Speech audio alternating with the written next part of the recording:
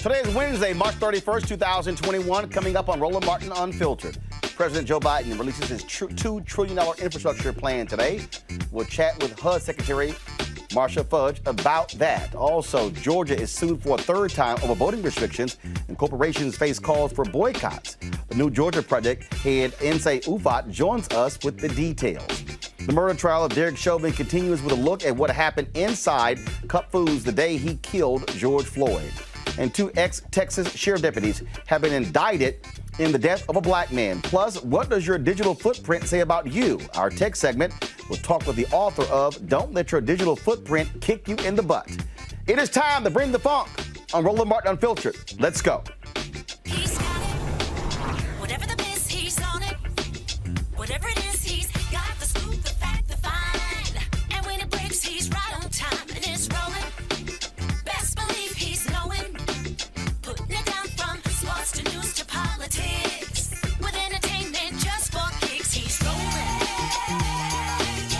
It's on go, y'all. It's Roland Martin, rolling with Roland now. He's funk, he's fresh, he's real, the best, you know he's Roland Martin now.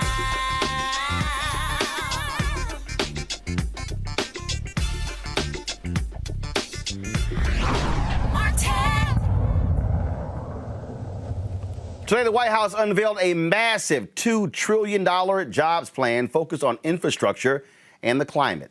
With the American Jobs Plan, President Joe Biden will address some of the nation's most pressing problems like climate change, decaying water systems, housing, and the country's crumbling infrastructure. He announced it today in Pittsburgh, where his campaign for president started. Here's some of what he had to say. We all will do better when we all do well. It's time to build our economy from the bottom up and from the middle out, not the top down. That hadn't worked very well. For the economy overall, it hadn't worked. Because Wall Street didn't build this country. You, great middle class, built this country. And unions built the middle class. And it's time, and this time, when we rebuild the middle class, we're going to bring everybody along. Regardless of your background, your color, your religion, no matter, everybody gets to come along. So today, I'm proposing a plan for the nation that rewards work, not just rewards wealth. It builds a fair economy that gives everybody a chance to succeed. And it's going to create the strongest, most resilient, innovative economy in the world. It's not a plan that tinkers around the edges. It's a once-in-a-generation investment in America, unlike anything we've seen or done since we built the interstate highway system and the space race decades ago. In fact, it's the largest American jobs investment since World War II. It will create millions of jobs, good-paying jobs. It will grow the economy, make us more competitive around the world, promote our national security interest, and put us in a position to win the global competition with China in the upcoming years. It's big, yes. It's bold, yes. And we can get it done. Joining us now is the Secretary of Housing and Urban Development, Marcia Fudge, former Congresswoman from Ohio. Good afternoon. Good afternoon. You know what? I was just going to say how nice it is to see you, my friend. And here you start. Come on, now. I had to. I do got to. I'm gonna ask you about that later. But let's deal with some business first. All right, we'll deal with the business first. Before becoming Secretary of HUD, you were a member of Congress. I swear, all we heard for 4 years was Infrastructure Week.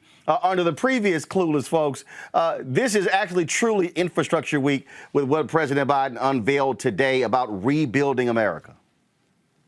Roland, this is a once-in-a-century kind of an investment in infrastructure in this country. $2 trillion is big, but when you really think about what it does, Roland, it addresses every single thing that we have been talking about for many, many years. We're talking about investment in a general economy. You know, when the president first was elected, he talked about COVID and he talked about the economy. Well, today, he's talking about not just investments in roads and bridges and those kinds of transportation issues, but he's talking about broadband, the energy. He's talking about energy. He's talking about the grid. He's talking about how we house people, what our buildings look like. He's talking about things like how we care for our family, you know, disabled people, elderly people. And we're talking about investments in manufacturing, which we know over the last 4 years in particular, we've lost hundreds and hundreds of manufacturing businesses. So he is making an investment in America unlike anything we've seen in a very long time, Roland. You talk about how big this is once in a generation, once in a lifetime. And Joe Madison has a great slogan where he said, you got to put it where the goats can get it. This is real simple. For the person who's watching us right now, if you don't have a nice, comfortable place to lay your head, your life is going to be messed up. If you drive a raggedy car, it's going to be hard for you to get to work. If you drive in a raggedy car on a shoddy road, it's going to be a problem, put the wear and tear on your vehicle. If you're drinking bad water or you are inhaling toxic air, it's going to be a little hard for you to live the kind of life we're talking about. So when we talk about infrastructure, what we're talking about literally are the basic fundamental things that allow us to be able to live and thrive. That's right. Listen, Roland, you know, as the HUD secretary, the first thing I looked at is how does it affect housing?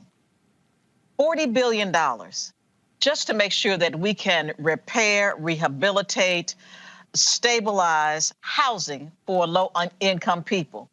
In this package, he is anticipating that we are going to build 2 million more units of affordable housing. We are talking about putting resources into things that we have not done in ages.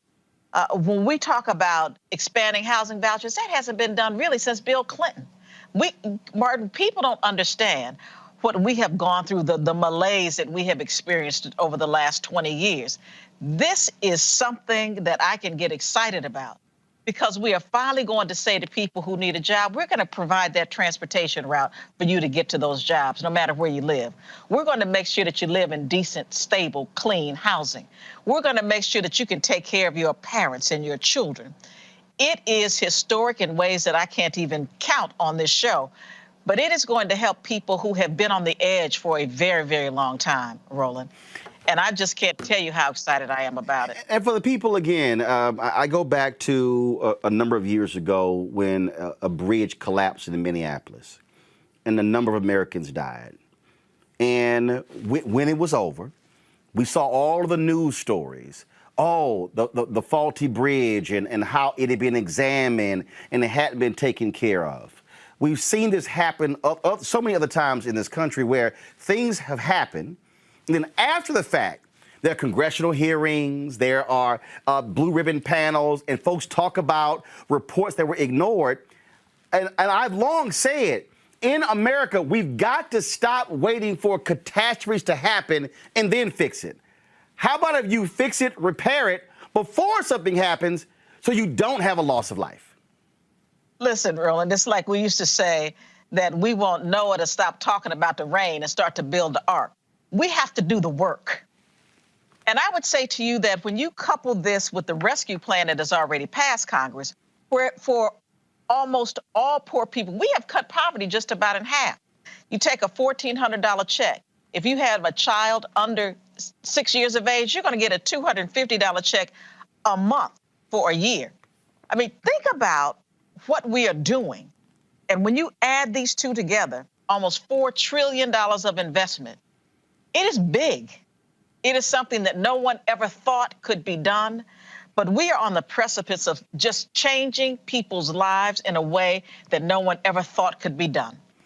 And Roland, if we don't take advantage of it, we will blow it. This is our chance. Your critics will say, critics of the president, critics of you will say, oh my God, this is the debt. This is impacting the debt in a significant way.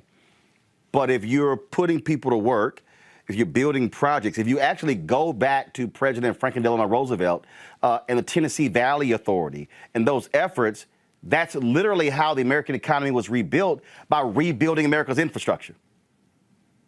You cannot outsource jobs to build roads and bridges.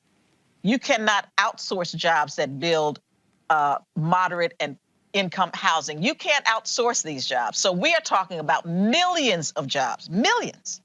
If we just only count those who are going to be building houses, and then you take construction crews on roads.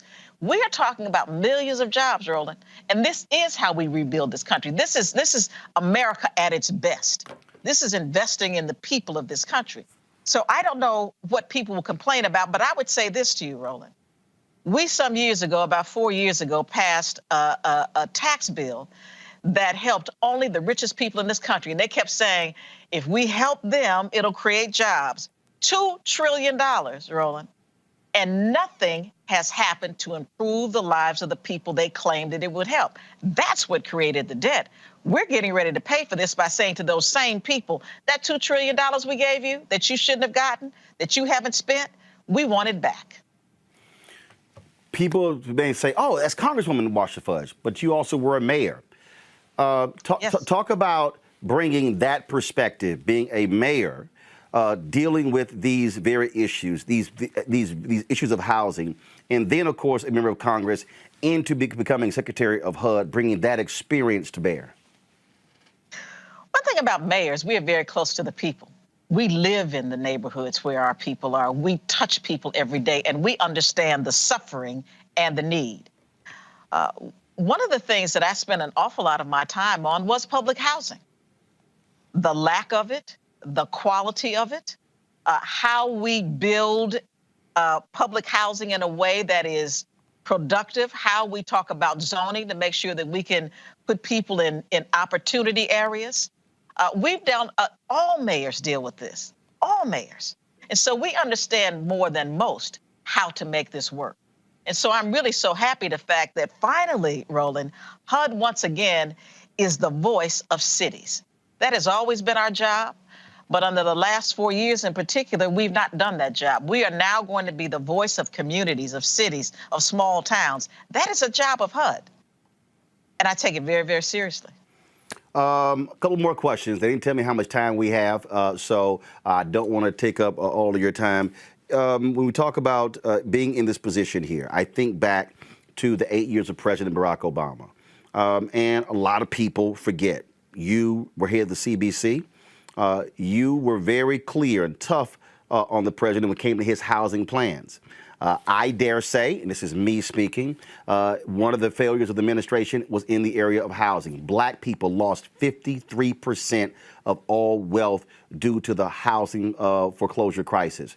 We're dealing with really right now a housing shortage in America. I've owned my home in Dallas since 1999. I get text messages and calls every day from somebody trying to buy my house to flip it. And so there are people out there who want to be able to buy a home, but you have these hedge funds that went out and bought blocks of 25 and 30 and 50,000 homes from the banks who we supposedly helped out with TARP. And so how do we, what is your plan to put us on that path for true affordable housing for people to be able to own their homes and they're not having to spend all this money renting something they simply don't own? Well, the first thing is just to say this, is that FHA is a part of HUD. And so we are looking at what we have done, and we've made some mistakes, no question about it, Roland. We have also been a part of those people who have not looked at equity, have not looked at how we create an environment in which people who are moderate income, or even some that are low income, can afford to buy homes. You're going to see a change, and you're going to see it soon.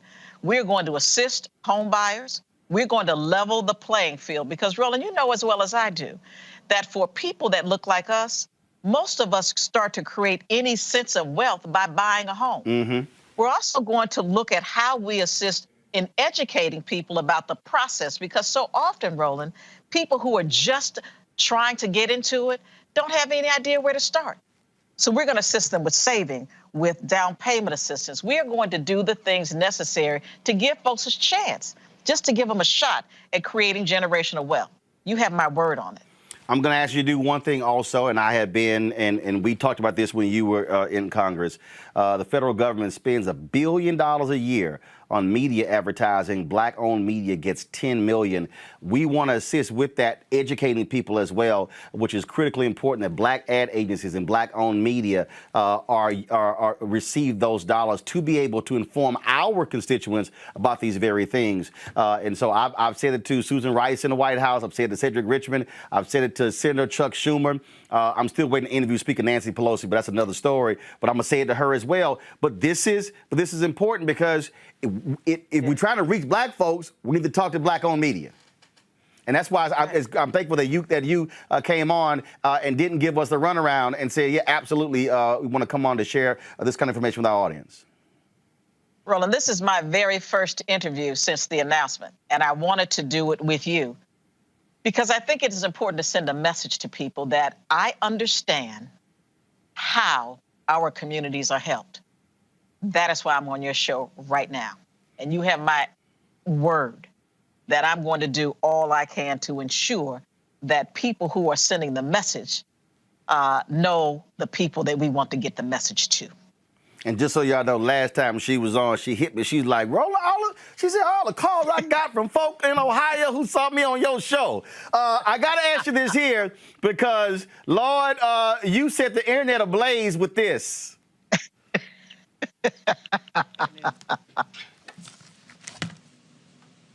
Good afternoon. Good afternoon. Oh, thank you. I was wondering if I was in this room by myself. I got to ask you, you had to be even surprised with how everybody said, oh, Lord, that's a black auntie right there. Roland, I didn't even think anything about it at the time. That's our culture. You speak, people speak back. Right. I never thought about it until everybody started talking about it. And Roland, I have been laughing about it ever since. I said, Lord, I'll never live that one down. Well, you know from now on, wherever you go, anywhere in the country, when you got to give a speech anywhere, it's going to be good afternoon. So I'm telling you, it's just going to be, just go ahead. It's going to be a part of your introduction wherever you go. So just go ahead and get prepared for that. That's why I love you, Roland. Goodbye. Secretary Fudge, I appreciate it. We keep it real, keep it black on Roland Martin Unfiltered. We thank you for joining us. Love you, my friend. Talk to you soon. Love you as well. Thanks a lot. All right, y'all. That's Secretary of Housing and Urban Development, Marsha Fudge there. Y'all know I had to ask her about that. I'm sorry. That video it's going to be around forever. So that was just a great one there. Let me go to my panel right now. Y'all, please pull my panel up. Let's talk about this $2 trillion infrastructure plan presented by President Joe Biden. Monique Presley, legal analyst and crisis manager, will be joined by Robert Patillo, executive director, Rainbow Push Coalition, Peachtree Street Project, and also Scott Bolden, former head of the PAC for the National Bar Association, attorney here in Washington, D.C. Glad to have all three of you. I'm going to start with you, Robert. You deal with the issue of money with Rainbow Push. Look, for 4 years, all we kept hearing infrastructure week. And for a lot of folks, again, when they hear infrastructure, folks' eyes just might sort of just, gloss over. But we literally are talking about the country, the power grid. We're talking about the water. We're talking about buildings and roads and a school, all those different things that literally allow us to be efficient in what we do. It's funny whenever I hear my conservative friends talk about how do you pay for these things, about the deficit and the debt, particularly when it relates to this, you have to go back in time to that period that they like to talk about. Those good old days when they're talking about making America great again. They were talking about the 1950s, that post-war period. Why was America great during that period in their eyes? Because we were the only civilized country on earth, or only modernized country on earth that still had infrastructure. We had not had World War I and World War II destroy all of our infrastructure. So Japan was on fire. China was on fire. Russia, Western Europe were all on fire at the time. And because America had an industrialized base and had spent trillions of dollars during the Great Depression and trillions of dollars during World War II, that is what made us the economic power that we are now. And we have not reinvested that money since then. If you fly into Abu Dhabi, if you fly into Dubai, if you fly into Tokyo, and then come back to LaGuardia or JFK, you think you're coming back to the third world because America's infrastructure has crumbled. We're right around the anniversary when I-85 in Atlanta collapsed. We had the bridge in Minneapolis collapse. During the primary or during the runoff here in Georgia, I went to 144 counties in the state, and many of them are dealing with issues of not having paved roads, not having consistent electricity, not having access to high-speed internet during this pandemic. So large portions of this country are desperately in need of modernization. And when we talk about how do we keep up with China, how do we keep up with West Africa as they progress, how do we keep up with India, we have to have a modernized infrastructure system. And that is what actually pays for itself. When you inject money into the top of the economy, that money is hoarded. That money is put into off-seas accounts. That money is buying yachts, building space planes, those sorts of things. When you inject it directly into the bottom of the economy in a Keynesian way, that re-stimulates and recycles through the economy, creating more jobs, thereby paying off the debt that is created. So it makes sense all the way across the board. The only people who don't want to do it are the millionaire and billionaire class who will end up having to actually pay taxes to finance bring the country forward. See, here's what I find to be real interesting, Monique. I mentioned the Tennessee Valley Authority. That was something that was created during President Franklin Delano Roosevelt. Y'all, go to my computer, please. This is what the Tennessee Valley Authority is. The Tennessee Valley Authority is a corporate agency of the United States that provides electricity for business customers and local power companies serving 10 million people in parts of 7 southeastern states. TVA receives no taxpayer funding, deriving virtually all of its revenues from sales of electricity. In addition to operating and investing in its electric system, TVA provides flood control, navigation, and land management for the Tennessee River system and assists local power companies and state and local governments with economic development and job creation. Monique, the TVA still exists. So for all these people who are going, oh no, this is a horrible idea, literally 7 states right now are impacted by the Tennessee Valley Authority, but I swore people say a lot of these Republicans say they can't stay in big government. They don't mind that. Well, they didn't mind any of it under the most immediate past administration. I mean, these are jokes at this point. The GOP doesn't have an identity. It doesn't have any moral high ground. It doesn't have any principle. Its whole gig is to oppose, to be contrary, to be other. And so when we had that other person in office for 4 years, they landed us in this ridiculous amount of debt that we're in, same as what President Obama faced when he had to come in and snatch us all out of the valley and bring us to some dry ground and to a level playing field. And so they're just going back to prior positions, but not because of principle or conscience. It's just that their entire aesthetic, if you will, is to be contrary. That's their gig. The thing here, Scott, and you already see the folks going, oh, Biden and the death tax. I mean, they're already playing all of these different games here. When we talk about this $2 trillion infrastructure plan, it literally is going to provide significant dollars to hire people, to build these things, to maintain these things, and it is needed. Even when you talk about the electric grid in America, people don't even understand the power grid. They don't even understand that because it's so decrepit, the amount of energy lost going from the beginning to the end is significant. If you do an upgrade, you actually make energy more efficient, which causes folks' energy bills to decrease. Yeah. And there's something in this $2 trillion bill for everyone, every state, every elected official, every Democrat, every Republican, every independent, everyone in this country. When you see the railroad accident or the train wrecks, or you see a bridge collapse, or you see some other infrastructure failure, you have a 1 day, 2 day conversation about it and say, yeah, we need to fix that. When Trump was in office and others, you said, listen, we can all agree on infrastructure because that helps everyone. Let's do it. Never got done, but that tax cut got done. And so to the Republicans, I want them to just shut up, right? just shut up. Because this infrastructure bill is going to put people back to work. It's going to increase taxes on the corporations. But I got to tell you, most of my corporate friends and clients say, well, Biden's going to raise my taxes. And most of them really do say privately, they say, well, that just means we got to go make some more money. Let's figure out how to make some more money. And I'm telling my Republican friends the same thing.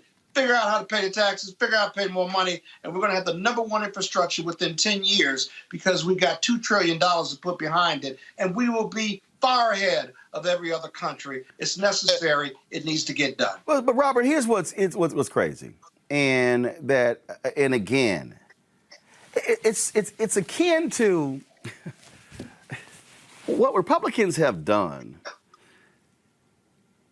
to convince people that when big business and rich people get massive cuts, that is good for the little person.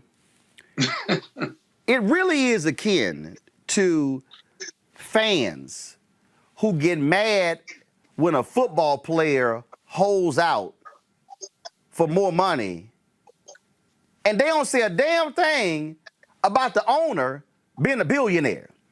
And so all of a sudden, it becomes like the player is a traitor to the team and the city for daring to want more money, but the fans don't say nothing about when the team decides to cut a player and cut their salary because of salary cap.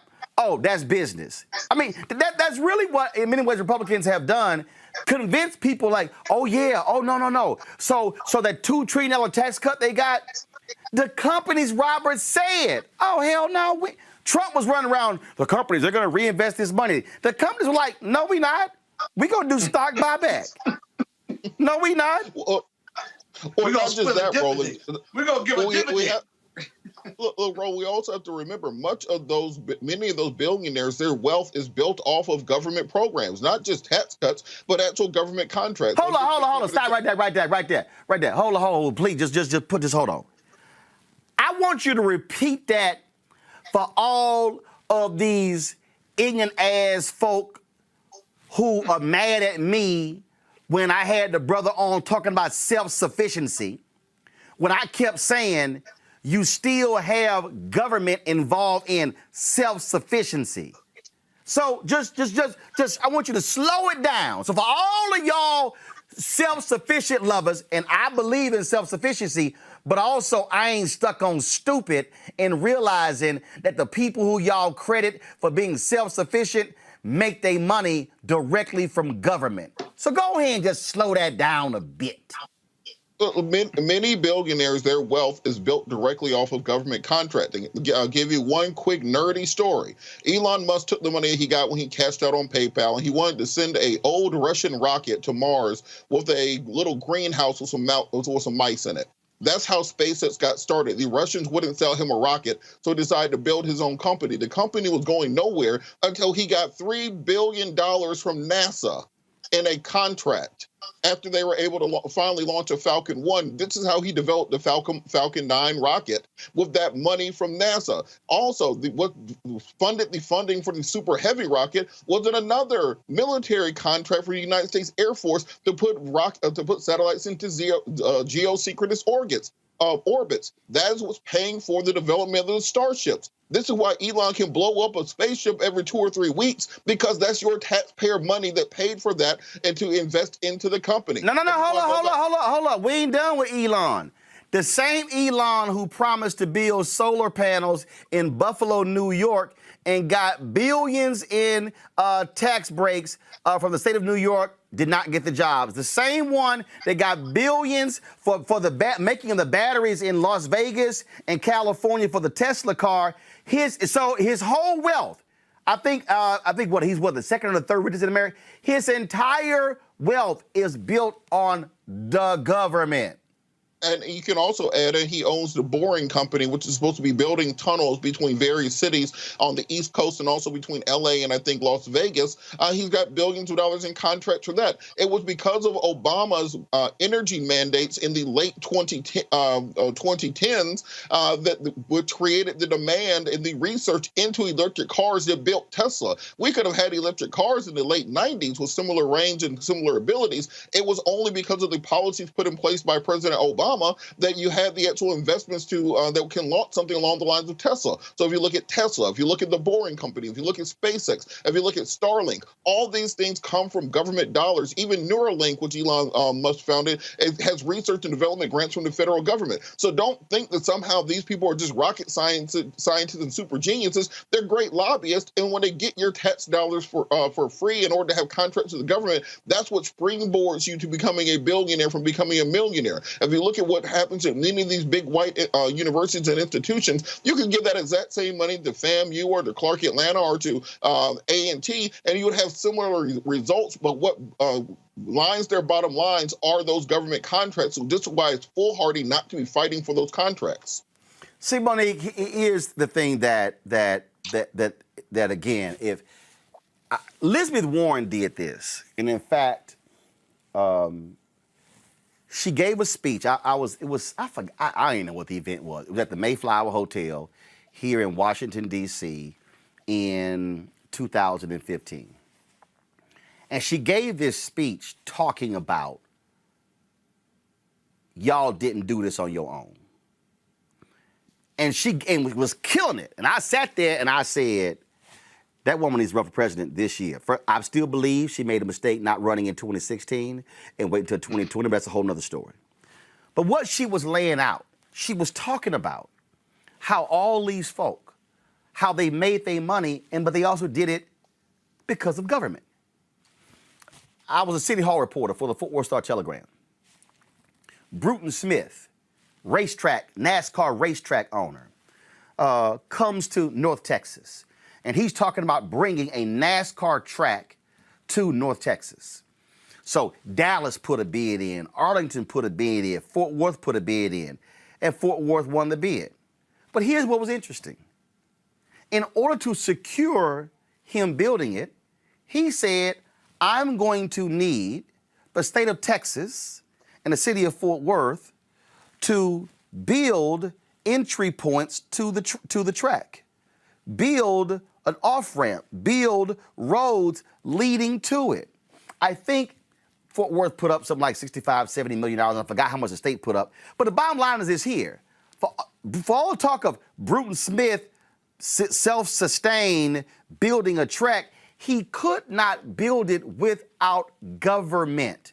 I really hope President Joe Biden and Vice President Kamala Harris, when they travel around the country touting this, they literally say, government made that happen. Government made that happen. Government made that happen. So for all y'all who hate government, hate the project. You hate government? Hate that road. You hate government? Hate this. Go to my computer. This is from CNBC. This is what's in his plan. $621 billion for bridges, roads, public transit, ports, airports, electric vehicle development. $400 billion to care for elderly and disabled Americans.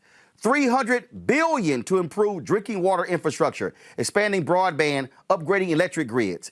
$300 billion into building and retrofitting affordable housing, along with constructing and upgrading schools. $580 billion in American manufacturing, research and development, and job training. So for all the Republicans who keep saying, Monique, that they are the party for the blue-collar worker, say government is making this possible. Once again, they just slipped into that hole where the party of the blue-collar worker position when all of the other positions didn't work. But every time you say government, I don't disagree. It certainly is government, but government translates to us. It's taxpayers. It's the middle class that made that happen, right? It's the working poor who made that happen. It's those who are wealthy but not so wealthy that they find ways to escape their taxes every year. They're the ones who, over years and decades, have made these things happen. And what I believe we have an onus to do for our own people is to show them the way, maybe not to Elon Musk level of billions out of access to government contracts, but there are grants up every day where there's a requirement for diversity access, where there has to be 3, 4, 10% given to diversity registrants. There are organizations that the entire purpose is to assist people of color, whether you're a double minority like Black and woman, Asian, and et cetera, in order to gain access to these funds, to contracting and bids. And these are for everything from janitorial services and hair care to high-tech jobs. So the information is out there so that we can access the wealth for ourselves, doing things that we are already doing and struggling to do because the ones that get in the room and the ones who have the access don't want to tell how they got there, don't want to make room inside. And there are opportunities there for people in all kinds of career paths. See, Scott, Republicans have been effective at somehow convincing folks, oh, you want government to be your daddy and mama. No. Excuse me, I'm just not dumb. See, I'm sorry, I'm just not dumb like these simple Simons who keep voting for the Republican Party. We hate big government, except when your ass in trouble. See, I mean, I really get a kick out of the folk who hate big government till a house flood. Yeah. They hate government till a tornado hit. They hate government until a hurricane comes. They hate government until there's fire. They hate government until a whole bunch of stuff happens. They hate government until there's a heat wave. They hate government until there's a cold snap. I'm telling you right now, it's a whole bunch of Republicans in Texas who hate government when they were freezing their ass off this winter, was like, yo, where was government? And see, this is the thing that for people understand, and I got some fools like, oh, Roland, you all about Democrats and big government. No, I'm just not dumb. I keep saying, y'all, the moment you born, your birth certificate, government document. In fact, your ass go to high school, and it's a public school, your high school diploma is a government document. Government document. Immunizations, government document.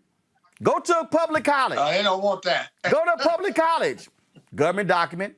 Get married. Government document. Get divorced. Government document. Your ass died. Death certificate. Government document. So let's just stop acting like government ain't got no part in our lives. Well, I agree. I was listening to Robert, and I started thinking about these technology companies, and then I started thinking about every real estate developer in the history of America who develops in cities around this country. I think about the Trump Hotel that's owned by the government that gave me money. Scott, we are live streaming this show right now on the internet, on YouTube, Facebook, and Twitter. Hell, the government created the damn internet. Right. You had Marcia Fudge, who is one of the biggest investors. HUD is one of the biggest investors to not only housing developers, but healthcare companies, hospitals. They provide healthcare insurance, and they provide infrastructure and loans to private sector companies to build out based on the fact that these communities need those services. But what triggers the partnership is the government and the monies they invest. Every real estate developer I've ever represented, there's a component of going to the government because they either need tax credits, they need low finance bonds or 501c3 bonds, they need tax increment financing. That's all government, if you will, all of government. And so you're absolutely right about that. You could certainly put it in. You could certainly put it in something else or put it in some other group, but it still ends and begins with the government. And last point here, which is one of the reasons why Marcia Fudge actually wanted to be the head of the agriculture, the USDA, y'all. Oh, yeah, that's another one. The USDA has the largest bank in the federal government. The largest bank. The USDA's bank literally bills billions of stuff in rural America every single day. Y'all, that's government.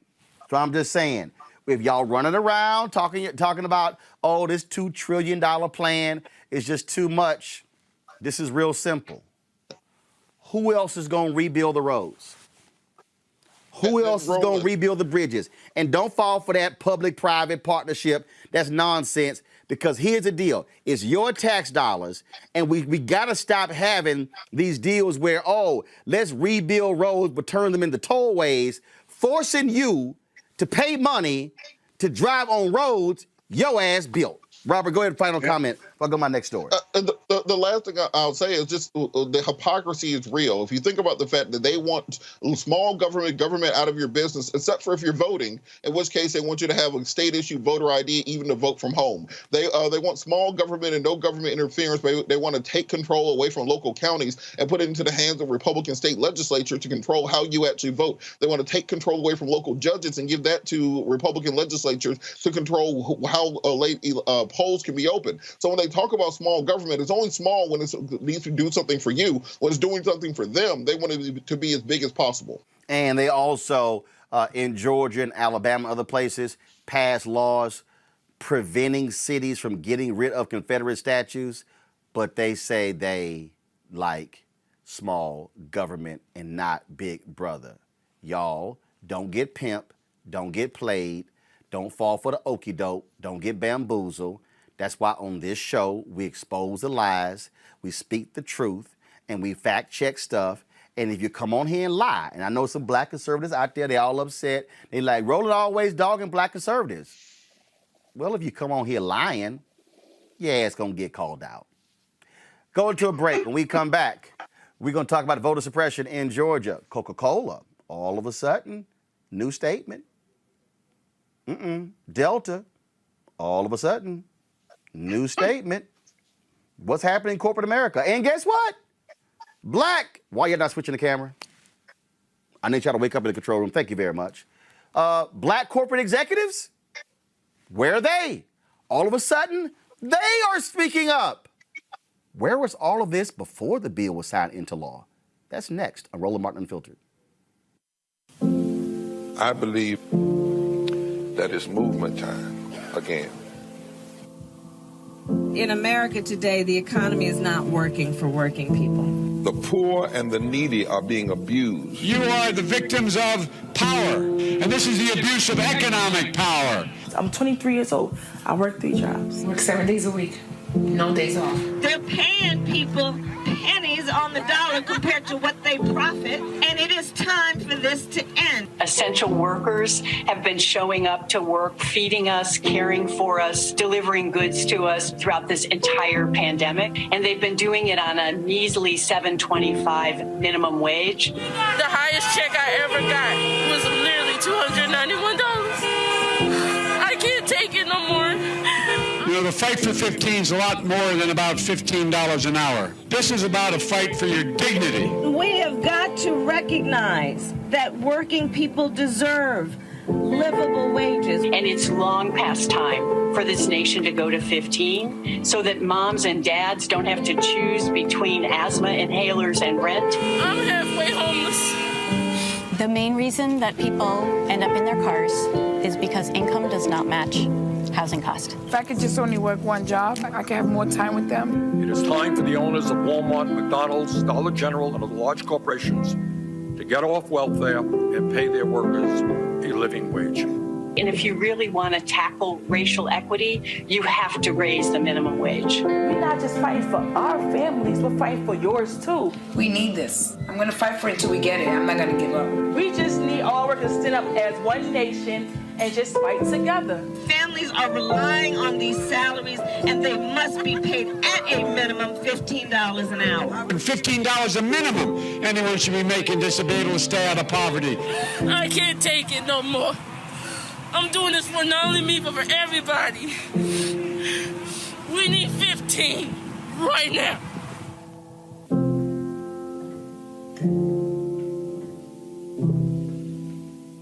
Hi, I'm LD Barge. Hey, yo, Peace World. What's going on? It's the Love King of R&B, Raheem Devon, and you're watching Roland Martin Unfiltered. Woo! Pressure. pressure bust pipes. External groups, Black Voters Matter, New Georgia Project, Fair Fight, others, have been applying pressure to corporations in Georgia, asking them to stand up and speak out against the Republicans' voter suppression bill that was passed and signed into law by Governor Brian Kemp. They have been targeting Coca-Cola and Delta and Home Depot and others. Yesterday, Arthur Blank, of course, the owner of the Atlanta Falcons, co-founder of Home Depot, he released his statement. Initially, Coca-Cola and Delta sided with the Georgia Chamber of Commerce. Folks said, that wasn't quite good enough when it came to speaking out on voter suppression. Folks have been talking about boycotting Delta and Coca-Cola.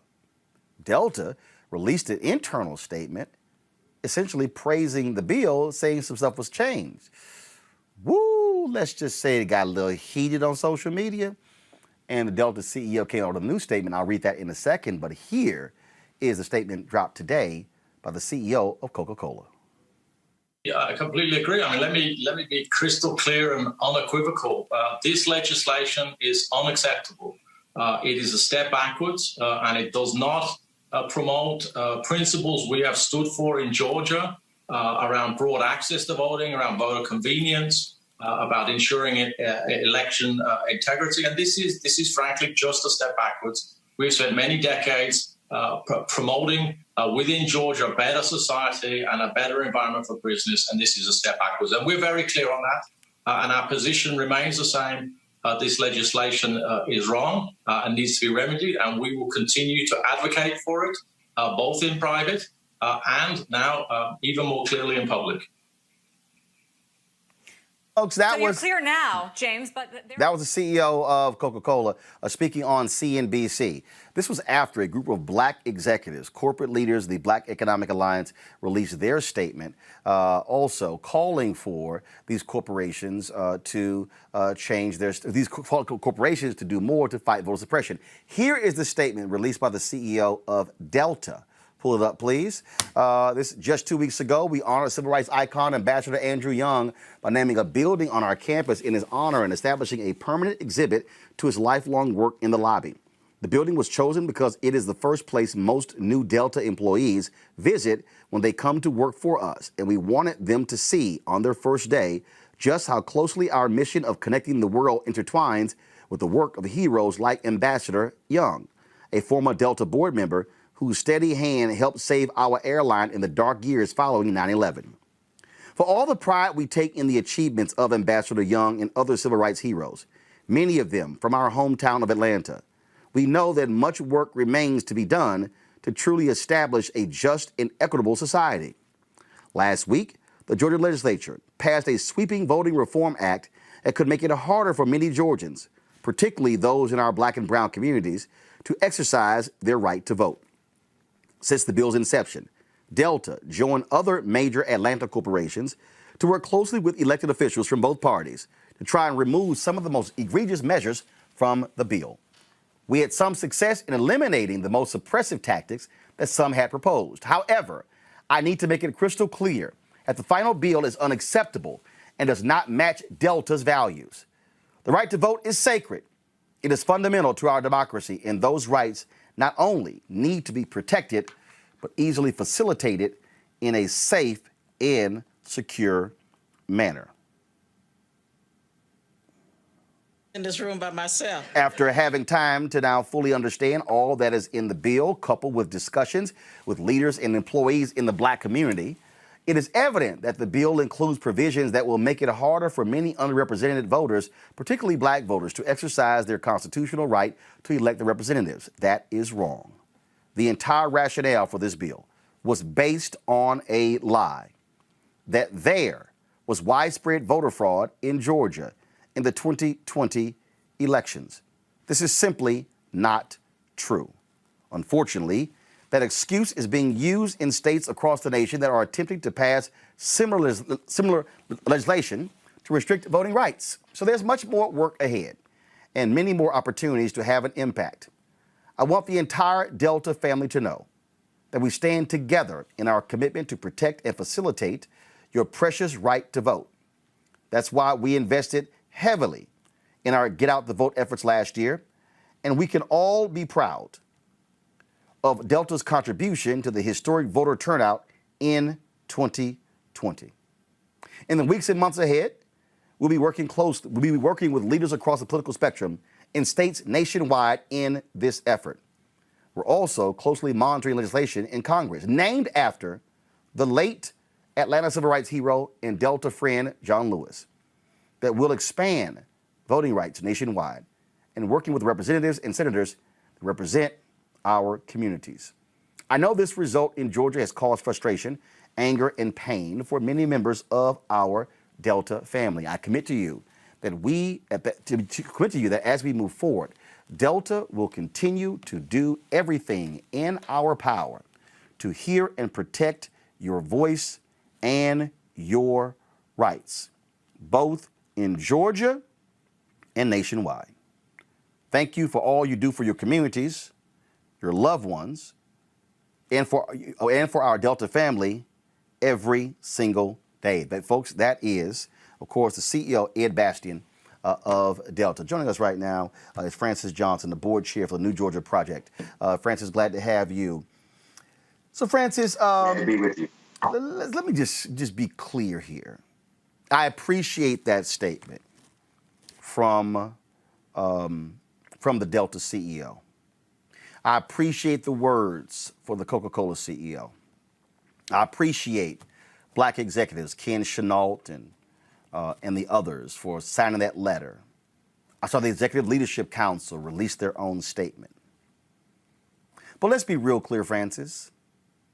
We're only here discussing their statements because of the pressure groups like yours and Black Voters Matter and others put on them to stand up and speak out.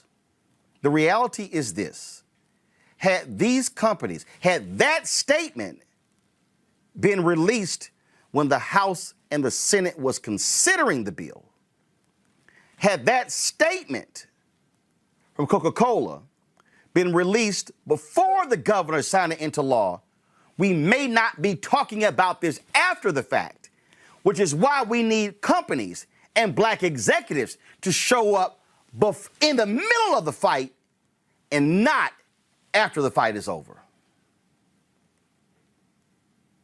You're absolutely right. You know, after a summer of Black Lives Matter protests and the platitudes offered by these corporations about their support for Black and brown people and what we're going through, and after watching the 2020 election unfold as it did, the insurrection at the United States Capitol and the voter suppression across this state, we expected the corporate citizens who called Georgia home to do what was right.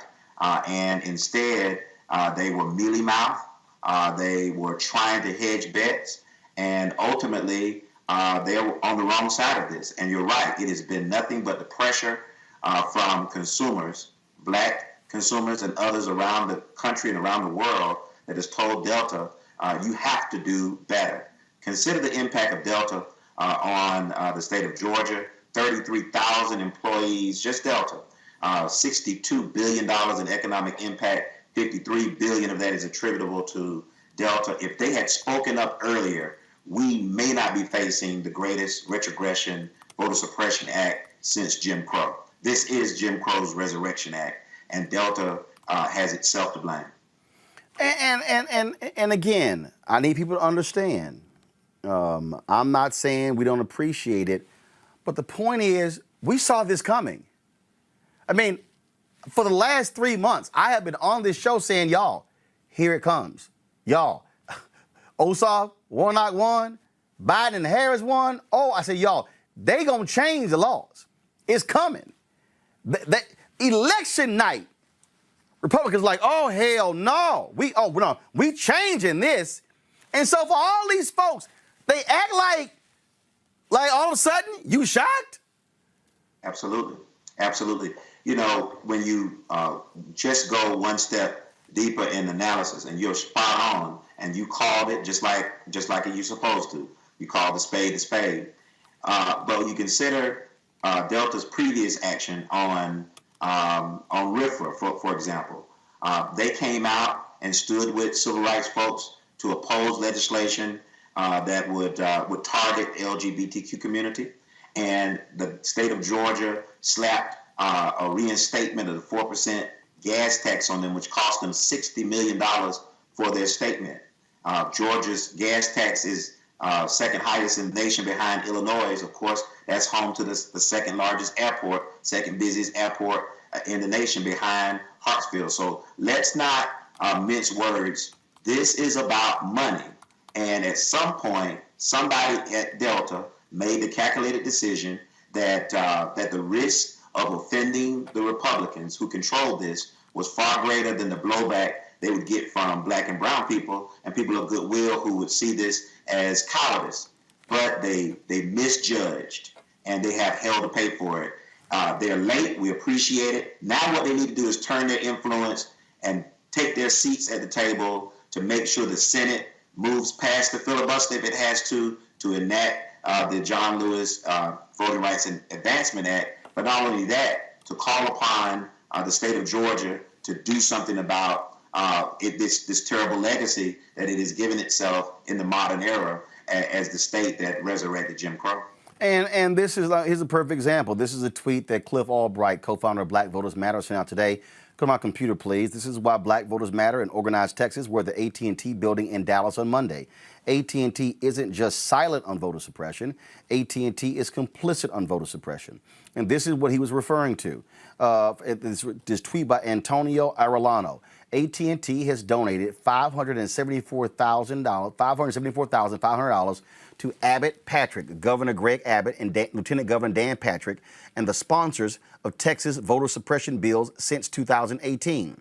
AT&T donated $150,000 to Patrick, who was so enthusiastic about Trump's false claims of voter fraud that he offered a $1 million reward for evidence. And so what this is saying is, okay, folks out there, if you watching DirecTV, if you're sitting here watching HBO Max, if you're watching any of these networks, if you've got AT&T phone service, if you're using anything with AT&T, AT&T's money is going to Republicans who believe in voter suppression.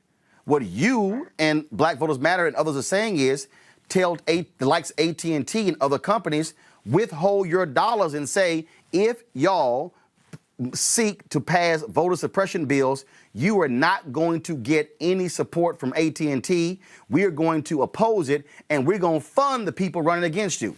Is that what you and others are saying?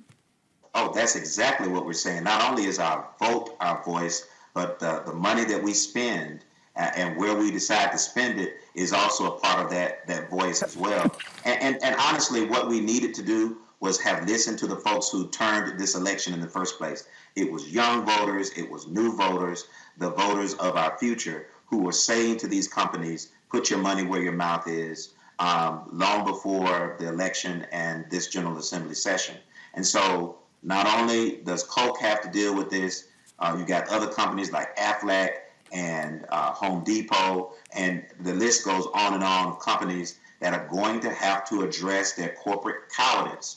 And you said something a few shows ago that just stuck with me. And folks need to realize how all of these pieces are connected. Not only did the Republicans signal that they will take over local elections, but they've already signaled that they will take over even the Atlanta airport. And that came up last legislative session. Yep. And so there are lots of things that are moving behind the scenes. And make no mistake about it, this was a calculated decision on the part of these corporations to be silent at first. And now they're pivoting. The pivot is late, but they need to take their influence and now make sure that the United States Senate chooses freedom over the filibuster, that enacts the John Lewis Voting Rights and Advancement Act and helps Georgia to move past this. If the Senate did its job, then we have to worry about the implementation of this Jim Crow Resurrection Act here in Georgia. Francis Johnson, New Georgia Project, we surely appreciate it. Thanks a lot. Oh, thank you, brother. Let's go to my panel here. Robert, you're there in Georgia. This is pressure. Let's just be real clear. If it was not for the external pressure, you would not have any of these statements coming out.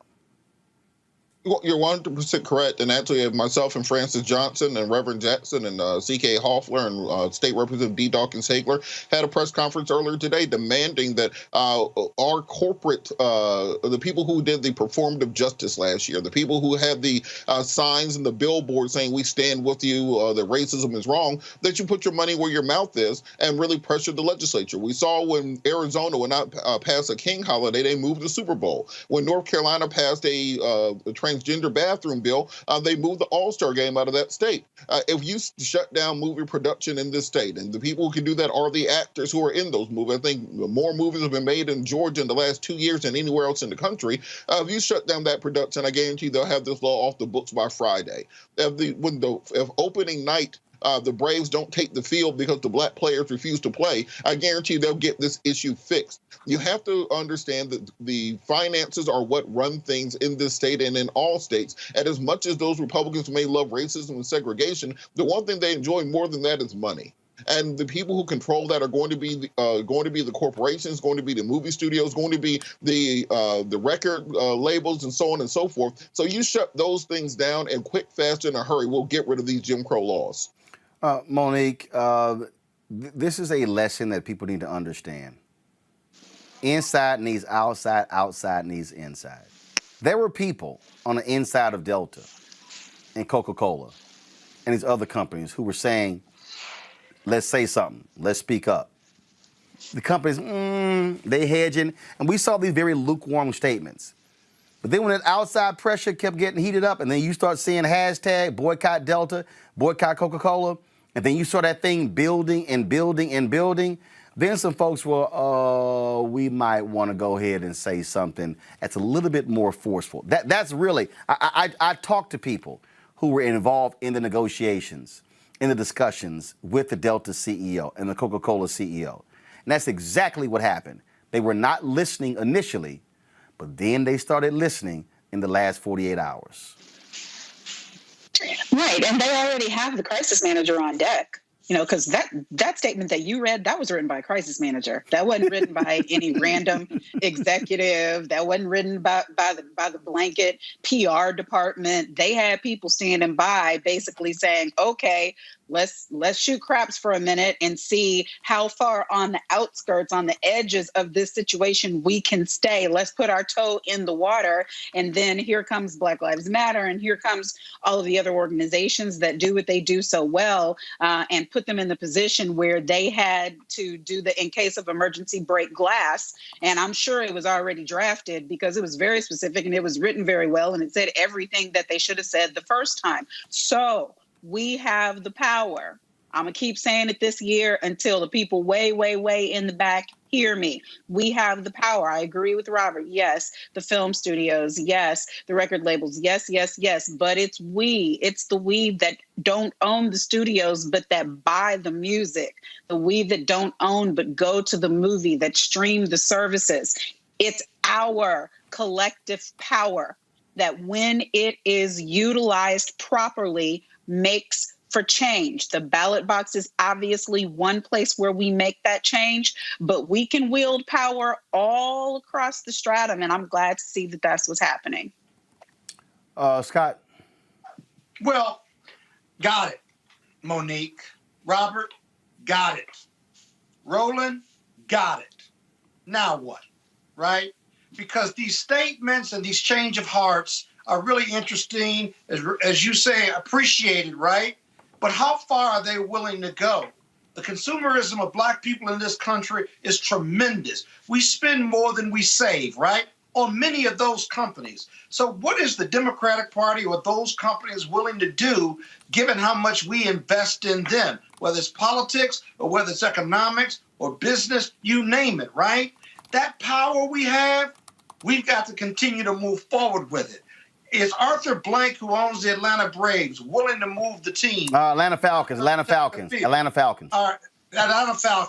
Is Delta or Coca-Cola willing to move their employees? Are they willing to move their headquarters? I mean, listen, reality is not rhetoric. I like the rhetoric, but it's got to match reality. And until we continue to press and make them do what we want them to do, including the White House, if you will, Where's the White House on this? Vote 51-50 and pass that legislation and get rid of the filibuster and be done with it. Why are we as black people asking the White House and trying to force the White House to do something about voter rights when all we did was vote our rights to them? And so there's a lot more work to be done here. And I don't understand why we got to have a rhetoric or negotiate something like this when it's really clear the fate of the Democratic Party and black people all around this country are at stake. Because it's not just about the Democratic Party here. These are corporations. These are corporations who also want Republicans. But no, it's not. But it's not the same. It's not the same because these are Republicans. It's not the same, Scott, because these are corporations. Scott, these are corporations. Scott, I'm aware of. I understand that these are corporations that also have other business interests where they want Republican votes. For instance, there's a gaming bill going on in Georgia where they don't have enough Republican votes because the white evangelicals don't support it. So therefore, they need those black votes. This is where Black Voters Matters and others have said, okay, black legislators, y'all make it clear. We ain't voting on that bill unless y'all get rid of the vote suppression bill. We will let your gaming bill die as a result. Right. I like that leverage. The next step has to be, yes, how are you going to repeal it? And so, yes, what these corporations are going to have to do, because we saw it with the transgender bathroom bill in North Carolina. When corporations said, we're going to stop doing movies, we're not going to have conferences, we're going to hold back on job announcements and transferring folks to North Carolina unless you get rid of the bill, they changed the bill. That's what this has to happen. So are we boycotting Georgia? No, wait, see, no. See, hold up, no. See, right there. I've said the last couple of days that folk who are talking about boycotting need to, first of all, listen to the folks in Georgia first on this very issue. Why is that? Because they're the ones who know it best. That's one. Two, there has to be a plan of action when it comes to do so. This is what Stacey Abrams tweeted, folks, literally about 30 minutes ago. Guys, go to my computer, please. This is, I'm going to go to it, read it in a second, because what she did was she specifically spoke about this issue of boycott because folks have been talking about it. They've been talking about it. And this is, I'm just going to read it. Don't worry about it. She said, as a black person, a Southerner, and an American, I respect and defend the right to boycott. But the communities most targeted by SB 202 would be most hurt by a boycott of Georgia. Bring your business to Georgia, and if you're already here, stay and fight, stay and vote. Hashtag GAPOL. Now, others have a different. Let me finish. Others have a different point of view. Yeah. What I'm saying is, for me, I don't live in Georgia. I'm going to take my cues from the people who are on the ground fighting, as to relates to what the next tactic is to get the law dismissed. You got to cut off the money. Call it what you want. You got to cut off the money, though. Robert? I think the issue is that this boycott isn't coming from leadership. This boycott isn't coming from elected officials. This boycott isn't coming from the boule. This boycott is coming from the streets. These are the people who have been active, who have been marching for George Floyd, who have been marching for Trayvon Martin, who have been marching for Rashad Brooks, who have been marching for Ahmaud Arbery. And when they see these things happen and understand that we're being turned back into back towards Jim Crow, despite what they did to get into those streets in November and in January, there's nobody who can take these dogs off. So the only thing that's going to fix this is the legislature getting in there and fixing it. These corporations, there's no reason we should be begging these people to do the right thing.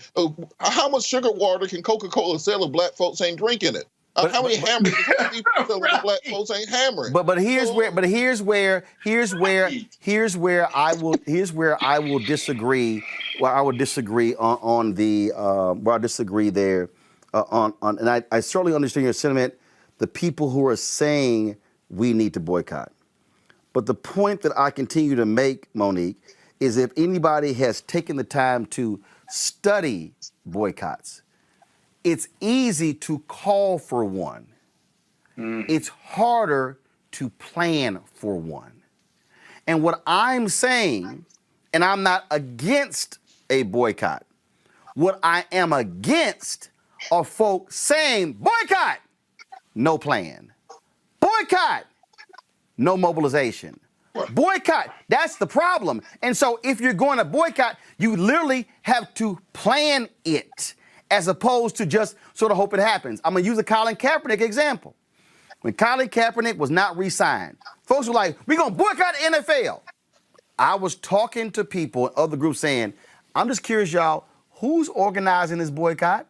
Who's informing the people? Like, what's the strategy here? They were like, well, it's sort of bubbling up. And I said, I'm sorry, y'all. I ain't never seen anything bubble up unless it was planned and organized. That's my only point here, Monique. If folk want to say boycott, you better plan and organize one, not just tweet it and put it on Instagram and Facebook. Well, I agree with you. I just would add an additional point that I had with the NFL boycott, and I for sure would have with any proposed Delta or Coca-Cola boycott. Please do not do things that hurt us and put the squeeze on us more than they put the squeeze on the corporations. Please do not do things that are going to land our people without jobs. Check the numbers on who's hired and employed gainfully in Atlanta due to their hub being there. Check the numbers on Coca-Cola and find ways, smart ways, to impress upon these corporations the need for action absent things that ultimately, because it's not, I understand that with a boycott, there has to be suffering, and we've always had to, in doing them, go without things that we regularly enjoy. But what I do not want to see at all is for people to end up without jobs and with employment shrinkage because of something when there are other ways to get the same thing done. Well, we're rolling real quick. We don't have to suffer when it comes to air travel. There are choices out there. We don't have to suffer. I was talking about employees. There are choices out there, employees, right? So, employees. Employees. The alternative companies I'm talking about the those services and goods have employees too. So nobody's asking anybody to suffer. That's just two examples, right? So listen, either the companies are committed or they're not. And I'm not interested in what they write and say. What are they prepared to do? And you're right. We should be organized. I agree with you, Roland. It's hard not to agree with that. But the reality is there's no suffering we're asking people to do because there are alternatives. And if you can get people to think about alternatives, right, then the money goes elsewhere. You don't take the money away. It goes elsewhere. Are we going to be organized enough to do that? That's what the next steps are. But Roland, I think this is a rather easier organization. We boycott until they change the law. Too. That seems a pretty one-to-one, pretty direct. Actually, it's not. Actually, it's not. Because the reality is okay. Stop. First of all, here's the whole deal. Okay, so if we want to sit here and go here, okay, if you're going to actually participate in a boycott, you do have to have a plan of action. So, for instance, what are you saying to people? First and foremost, are you asking people right now to drop their Sky Miles? Are you asking people not to book tickets on Delta? Are you asking people to? Are you sending the information out saying here are the Delta hubs in America? We need people to send picket lines to those particular hubs to be able to protest. First of all, who are those people? Who are the organizations? Who's going to get them there? What time are you what time are you going to be picketing? How are you sustaining that? What I'm saying is you can just throw it out there. You still have to organize the boycott. Then the question is, hold up. Then the question is, are we hitting Delta on Monday, Coke on Tuesday, Home Depot on Wednesday, Aflac on Thursday, UPS on Friday? See, again, I'm just laying out strategy here. I'm not laying out boycott. You just laid it out. What I threw out there was suggestions, because here's the deal, Scott. If you call for a boycott and say, show up at Aflac on Wednesday, and 4 people show up, that's failure. Somebody still has to organize the people to show up. You work out all that with the organization. See, here we go. Right there is why they failed. Right there. Because folk want to say somebody else should do it. All I'm saying is to the people who are throwing out their boycott, you better plan it. You better plan it And hell, Robert, you sitting there working with Rainbow Push. Reverend Jackson know this. The success of Operation Breadbasket was successful because there was a clearly defined strategy to get results. Read Martin Depp's book, Operation Breadbasket, 1966 to 1971. It was clear. The reason it was successful is because it wasn't just poof, there it is. I got to go to a break. Go ahead. Final comment, go. Real quick, two things. One, of course, that planning is underway. We're in the early stages of this. Bill got passed last week, but you make sure people understand that this is the fight that we're going to get into. Number two, there's always been this tension in Atlanta between the establishment, between the Daddy Kings and the Dobbs of the world, and the young revolutionaries, the Atlanta student movement. The reason much of what Dr. King did was in Albany and Montgomery and Birmingham was because of the establishment of the Black community that wanted to run things in Atlanta. So there's always going to be this tension between the people who have the financial interest and the people who have the energy in the streets. Right now, the energy in the streets is what's moving the ball forward. That's that third rail, and we have to harness it. And actually, that's also not fully true. Because guess what?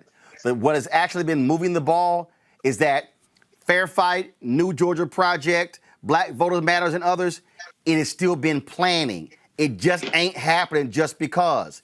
All I'm saying is it still has to be planned.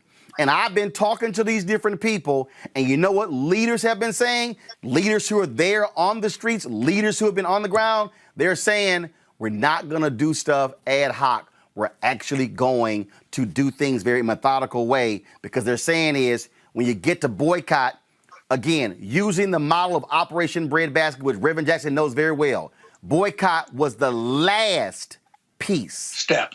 It was the last step. It wasn't the first one. Got to go to a break. We come back. We'll discuss the Derek Chauvin case, the trial today that took place right here in Roland Martin Unfiltered. Back in a moment.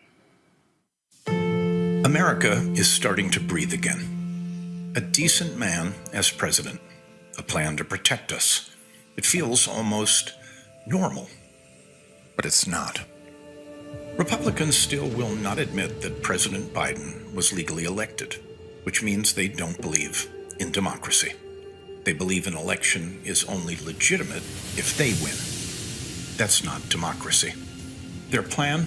Pass voter suppression bills to block minorities from voting, take back Congress, impeach President Biden. We refuse. We refuse to accept the end of the American experiment. We refuse to allow anti-democratic autocrats to steal our country. We choose to fight, and we will not lose. Join us.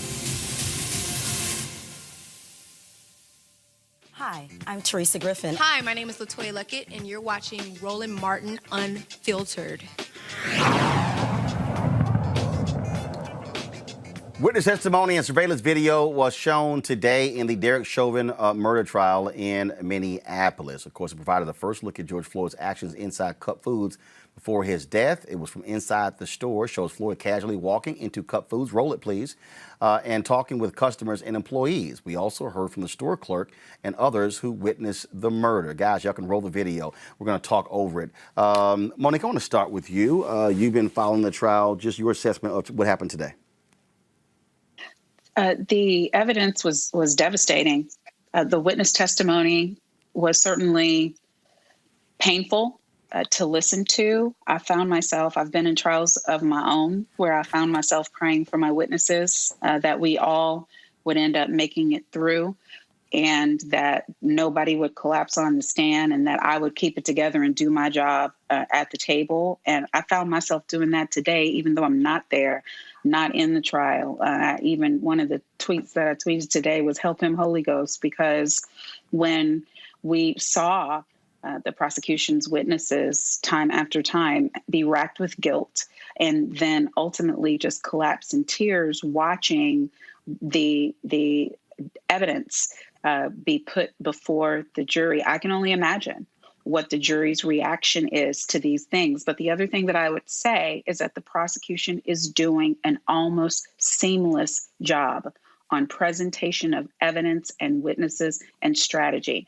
They pulled the sting today. I'm sure Scott will explain after. I'm sorry, I have to cut out early today what that means. But when you know that there's bad evidence that's going to come at some point, and you want to control that narrative and present that evidence yourself before anybody else gets a chance to, they started yesterday with what really matters, the relevant evidence about how George Floyd did not need to die. They backed up today, so they went in reverse chronology and explained what happened before he ended up on the ground outside. And then they ended, with the MPD technician coming and all of that body cam footage coming in. And all I was thinking in my head the whole time I was watching that footage is they ought to rot in hell. They ought to rot in hell. They ought to rot in hell. I mean, convictions really are not good enough for what we saw today.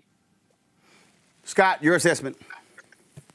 Yeah, I agree with Monique. The sting they pulled out today, what Monique was talking about, was the store clerk that actually called the police. I actually didn't know there were that many counterfeit bills coming through that community. I mean, it's like this was the second one. But he said he thought that George Floyd was high, although he could have a conversation with him. And he called the police because he had this counterfeit bill. Turns out that George Floyd did have drugs in his system, but that's part of the defense. The prosecution put that witness on today to take the sting out of that, to add credibility to their case, to the jury, saying, this jury, I'm going to give you all the facts, not just some of the facts. I'm not going to hide anything from you. So when you hear this from the defense, you will have heard it already. But the emotional testimony, and it's early, is expected. But what you got today, the power of the testimony was reflected in how the video manifested emotionally with all of these people who observed this. Their helplessness, for one, but more importantly, that they watched the life force being taken away from this black man under the knee of the defendant and the police. And you don't have many videos like that. I've told you before, Roland, the power of this video and why you had protests all over the world was the slowly left, the life force left this man's body and you observed it. It wasn't a gunshot. It wasn't a fight. It wasn't him running and getting shot in the back. No, this 9 minutes was just grueling and awful. And you heard a lot of that on the stand. It's an excellent start for the prosecution, but know the experts are coming and the cause of death is going to be hotly debated and litigated. And that's really going to be the turnkey or the most important part of this case. Who are the experts and who does the jury believe? Robert. Was it the drugs and fentanyl and hypertension that killed him? Or is it but for the police, the drugs and the health issues don't really matter because but for the police triggering those ramifications of his health issue, is that what killed him? But for the police. Look for that phraseology as we carry on this trial. Robert. There's an odd thing that the defense is doing is a kind of divergent, bifurcated defense. One is this idea of the buck defense, where George Floyd was a 6'5", monstrous, towering individual, athlete, hopped up on drugs, a super soldier, flipping over cars, juggling buildings, all that. And so, of course, it took a small 5'9", very weak officer. We had to hold him down. We had to put our knee on his neck. There was no other way for us to contain him. The buck defense. I've been using it since slavery to talk about black men. But then they have a second defense, which is what Scott was just mentioning, which is kind of an eggshell defense, saying that George Floyd was so sick, so weak, so decrepit, so riddled with drugs that he would have died at that exact same place at that exact same time with no intervention from the officers, that he was a person in such poor physical condition, such poor health, that there was nothing that the officer did that contributed to his death, that it was simply the forces of nature and the officer just happened to be there at that time. So they're arguing in two different directions at the same time. So what you saw the prosecution do today is, as Scott and Monique said, try to take the sting out of that second defense, the sting out of that idea of him simply being so weak and decrepit and riddled with drugs and alcohol that he was going to just keel over and die, taking all culpability away from the officer. I think the next thing they will have to do is attack that buck defense and the idea that he's he somehow posed a threat, because it's a nonsense argument. And the fact that in America, you can have this on video, have a half dozen or more witnesses witness something, talk about this for a year, and still we're on pins and needles as to if there will be a conviction, shows you just how broken the criminal justice system is. God forbid you get killed by the police, you don't have a film crew there with you to chronicle what happened. God forbid you get killed by the police, you don't have an international movement that sparks protests in Sydney, Australia, and Shanghai, China, and everywhere else around the world, because if you're just a regular individual who gets killed by the police, if these officers can't get convicted for this, I'm not sure what you would have to do to get convicted for killing a black man in America. Folks, we're going to play some of the testimony that took place today in the Derek Chauvin murder trial. Here it is. I'm going to pause here for a moment. The record should reflect 8/29/55. We saw you standing there with your hands on your head for a while, correct? Correct. What was going through your mind during that time period?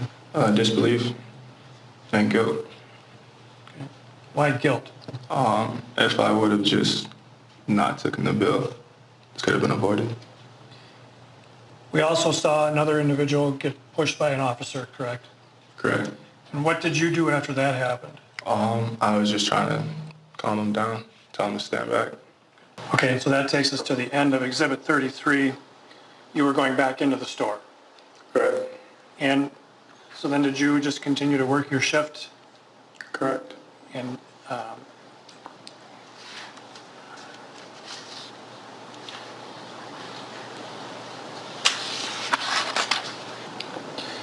so did you continue to work at Cup Foods as long as you could?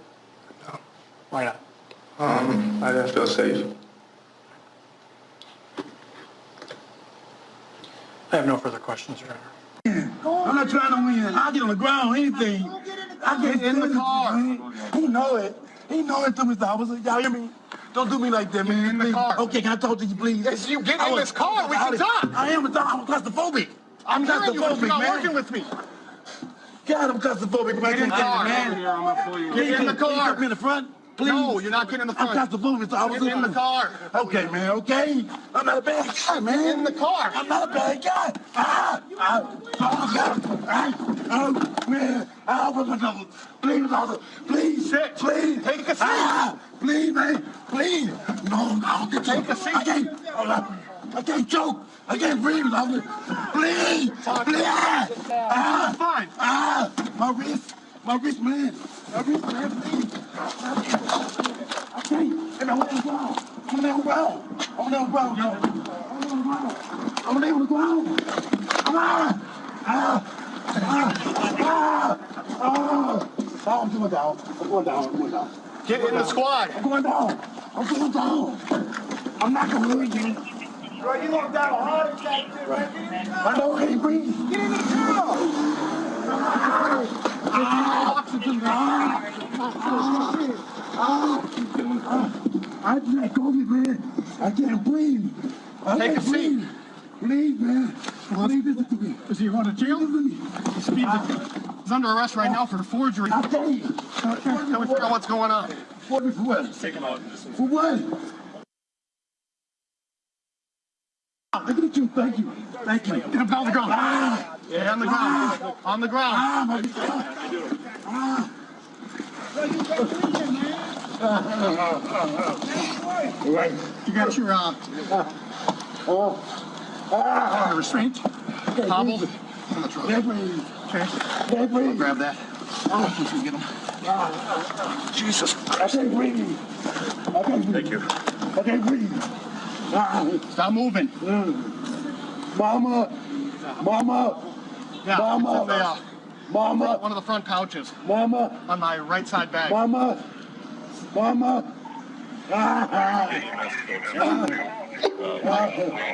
You're the rest guy. All right. Oh my God. It's now you go to jail. I can't believe this. I can't believe this. I can't believe this. I can't believe this, man. Can we stop it right here, please? Mama, look. Mr. McMahon, do you need a minute?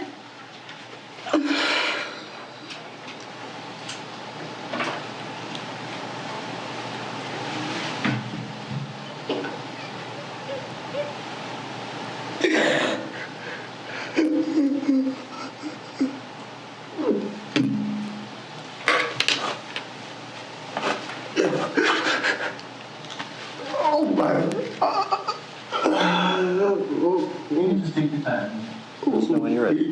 We'll just give you a moment, Mr. McGon. I'm not sure if there's water for you as well. Oh, if you need a break to get some water, let me know, and we can take a break.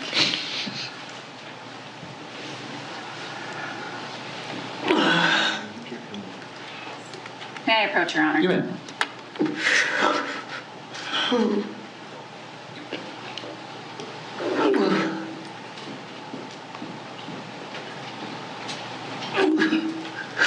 Thank you.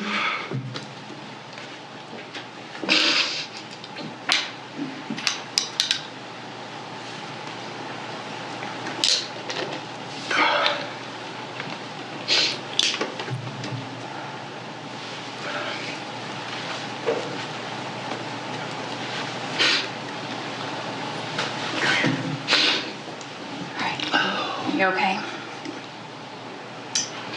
Yeah.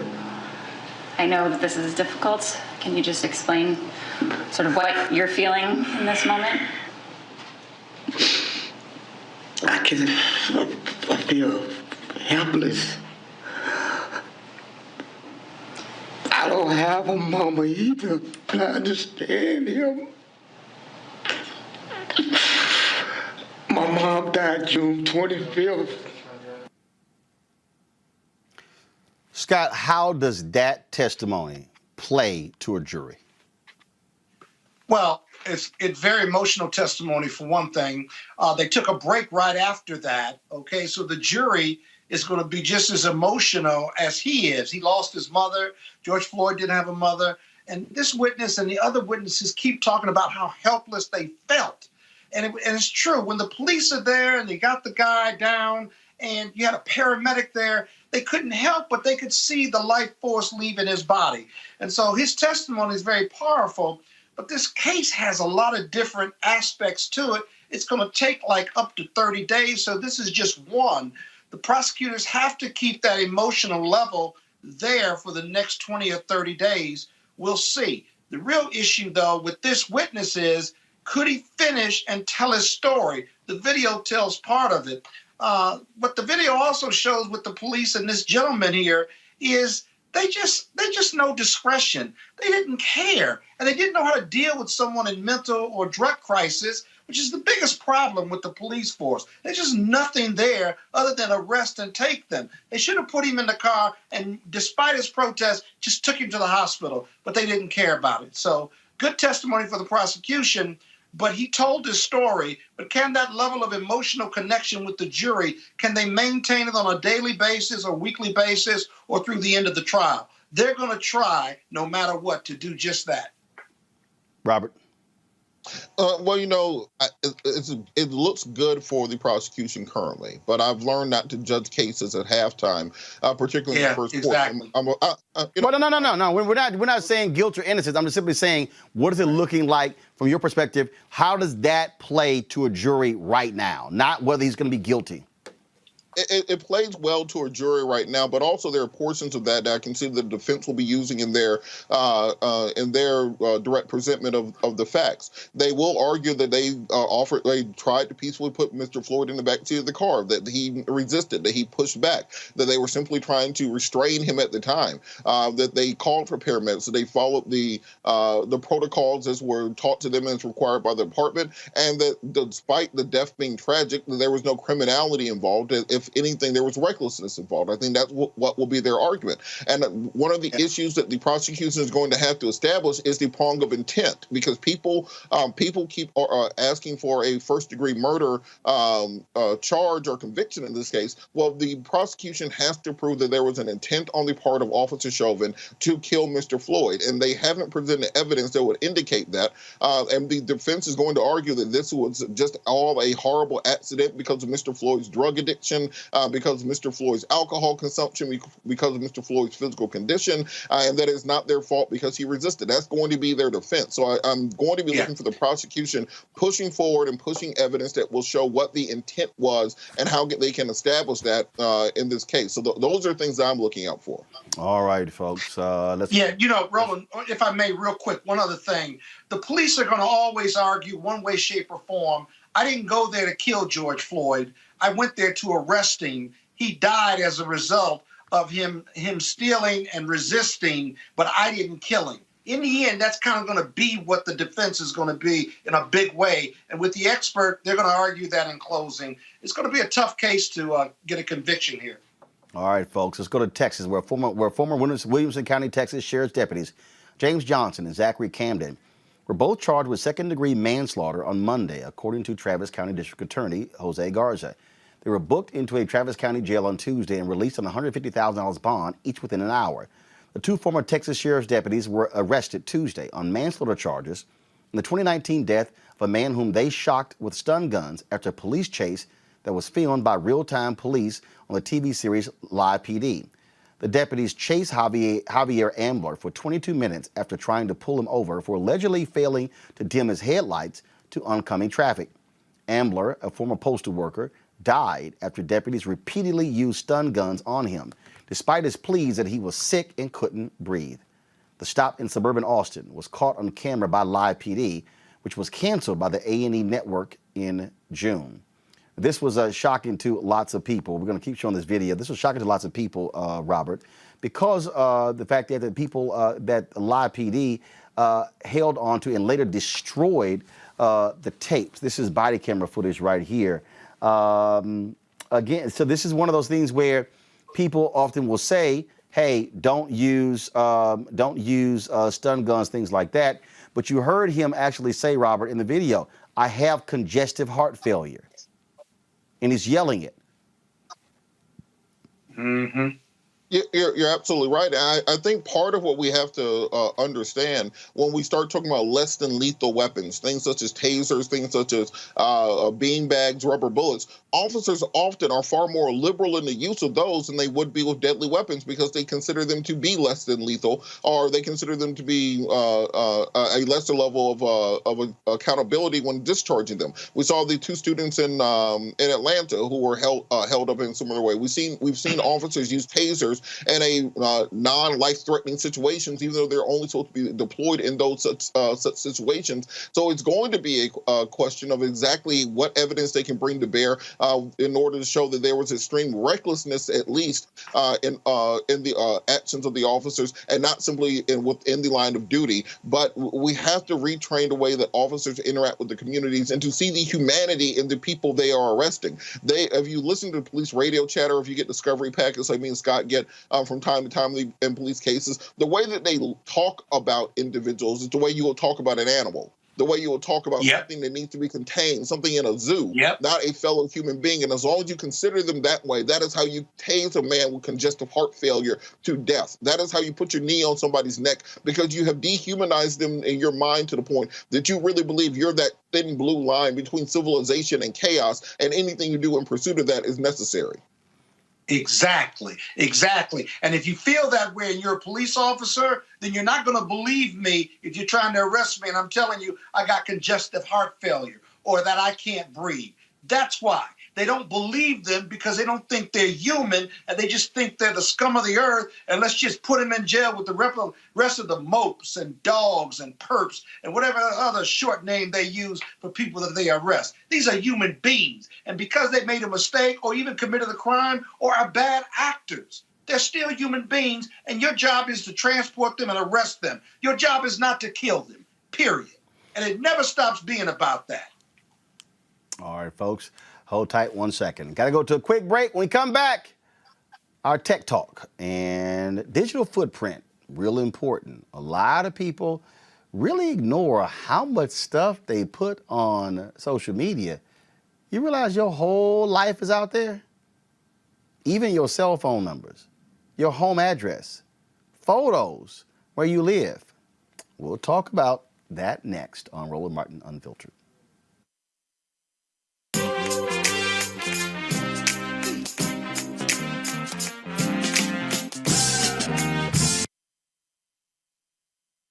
I'm Bill Duke. This is Diala Riddle, and you're watching Roland Martin Unfiltered. Stay woke.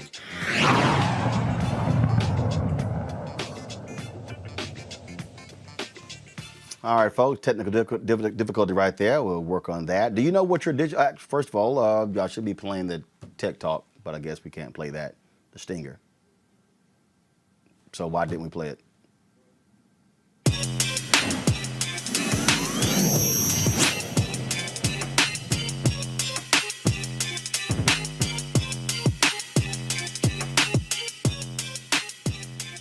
That's what we were supposed to play before I start talking.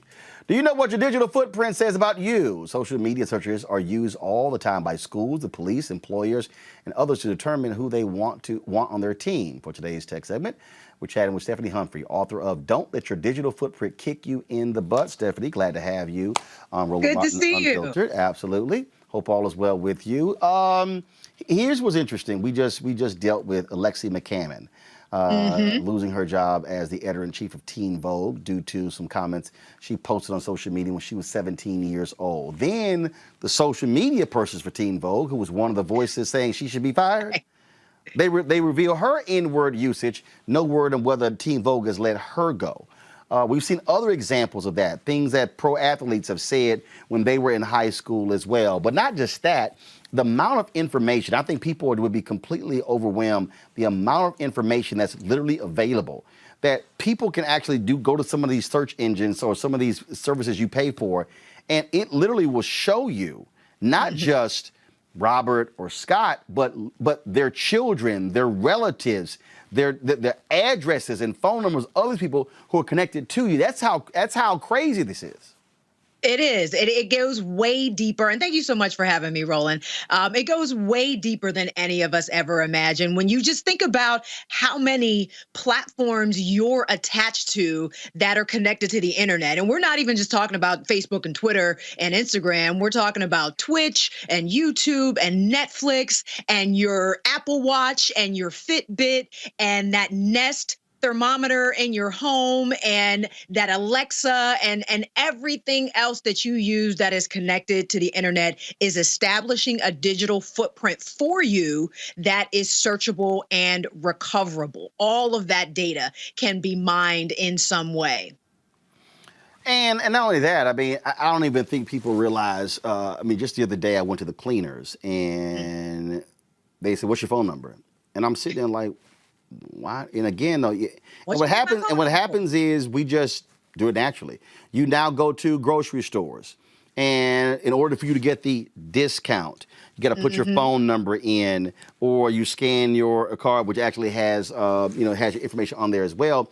I mean, how we have freely just given, and in fact, it's a trip because, like I say, when people you go somewhere and ask for your number, there are other people around, and you're just giving out your cell phone number like it's no big deal. Right. Putting it out in the atmosphere. And think about how many people use their phones to pay for stuff. You tap it at Starbucks or you're using Apple Pay and your credit card is connected to your phone, is connected to everything else. So that rabbit hole goes very, very deep. And I don't think people know enough about what they are giving away or about how companies are using that data. And we're not informed enough on how to protect our privacy in these instances. I'm going to pull Robert and Scott in here. Both of y'all are lawyers. I'm sure y'all got something to say about this digital footprint thing. Well, I think my primary question will be what steps can people take in order to start safeguarding those things? What happened to your Black Planet account from 15 years ago? Where's the information from your MySpace page at? Now, every app you open says, will you allow access to your data, your phone numbers, your location information? What steps can people take to start cutting down on the amount of information out there and that's accessible? Right. Well, you first have to make a list. I mean, it might take a while. It might be way longer than you expect. I actually did this exercise with some students I spoke to recently and asked them to write down everything they've done that is connected to the internet, and their lists were super long. So think about all of those things. But there is a service in particular called justdelete.me that will give you instructions on how to go to each of these different sites and ask that your information be deleted. Because that's the thing that people think, that just because they're not using the site anymore or just because they deactivated their account, that particular platform is not still holding on to their data. And they are. You have to actually ask and request that your data be deleted and hope that they actually do it. Now, what's the website again? Justdelete.me. Okay. All right. Scott? I often hear about the dark internet. And I have this vision of a collection of hackers who are taking your data, selling it, and then using it. But I don't know they're using it, and I can't really tell whether they're using it. How do I find out whether I've really been compromised, like my social security number or my date of birth? that I've been compromised and I don't even know I've been compromised. How do I fix that? That's a tough question because, yeah, like you mentioned, the dark internet is called the dark internet for a reason. It is meant to be hidden. They use virtual private networks and other things to cloak their identity and route traffic through different routers so you can't find it. So it would be really tough for the average person to try to sort of go down that path to see if any of their information is out there. There is another website, though, that I like. It's called HaveIBeenOwned.com, and owned is spelled with a P. That will let you Hold on. Have I been owned? It's owned, but they spell owned PWNED. So take the O out of owned and put a P there. got it? Have I been owned.com. All right, pull it up, y'all. Pull it up. Here we go. There All right. you go. Yep, that's it right there. So you can tell if your email address has been in a data breach. You can at least see if any of the sites that you use have been hacked. Yeah. Hey, Roland, can I ask one more question? I guess. Really good. I guess. Okay, so here's the deal. Here's the question I get as a lawyer all the time. I have clients who call me and say, you know, I did something wrong 10 years ago and 5 years ago, or I got arrested and it's on the internet, or I said something wrong. How do I get it off the internet or get it so buried deep in the internet files that nobody can see it unless they're really digging and really looking hard at it? Is that possible? Can that be done? It is possible, actually. I actually helped a friend do this, and I will say to start, you're not deleting it. How much does that cost? So that was a favor. I don't do this. I don't do that for a living. That was a favor. But I'll tell you what you can do. You're not going to get rid of it. So if you're looking at sites, there are a lot of sites out there that claim to do reputation management and try to delete stuff off the internet and things like that. At the end of the day, you know, that stuff is stored on multiple servers. You know, if somebody has a mind to hack and really dig for your information, they're going to be able to uncover it. What you can do, though, is just what you said, is to put enough of your own content out there that it does start to effectively bury that objectionable content, because they've done the study and 99%, a solid 99% of people won't look past the first page of a Google search. So if you can get something off of that first page, you know, down to page 5 or 6, you have effectively buried it for all intents and purposes. It's not going to go away, but you have effectively buried it. So you can combat that old stuff with new, better stuff. So continue to be consistent in the things that you post. Use LinkedIn as a tool, get your own website started, whatever that looks like for you, whatever is manageable for you. You have to take control of your digital footprint by putting the things that you want people to know about you out there on the internet in a consistent basis. One of the things also, and I explain this to my nieces and nephews all the time, Stephanie, the moment you tweet it, that sucker is out there. Even if you delete it, and it can be found. It can be the mirror. So explain what people, you keep hearing people talk about the mirror. Explain what that is. Well, there is a site there is another website called the Wayback Machine. It is internet-archive.org.